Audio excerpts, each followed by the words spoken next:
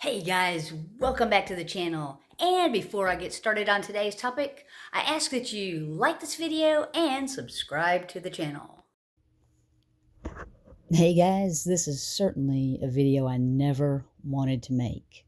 However, I feel compelled to tell you guys that if you've watched my channel, you know that I'm a Porsche fanatic, and I've owned Porsches for over 35 years.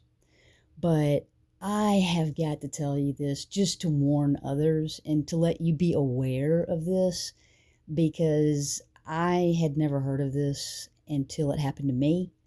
But my Porsche came in, and I ordered it brand new from Germany, and spec'd it out, had it delivered. So this was a brand new car for me.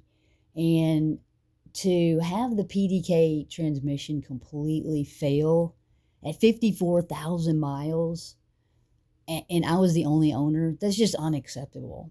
And when I got it to the dealership, and this is not the dealership's fault in any way, it's a Porsche flaw, and the new Porsche will only replace the transmission, the PDK transmission. They won't repair it.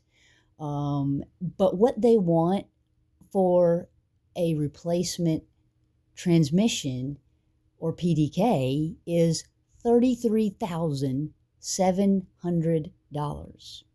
That's right, $33,700 to replace the PDK. So if you're not in the warranty and you have a PDK, you better trade that bitch in now, because if it's not under the warranty, you're screwed. I mean, I had no warnings, nothing. I'm traveling back from Nashville, Tennessee, and I mean, this clunk sound comes out of the car. All these messages pop up, and the transmission is out. And I know I'm toast. I know that this is the last drive for this car.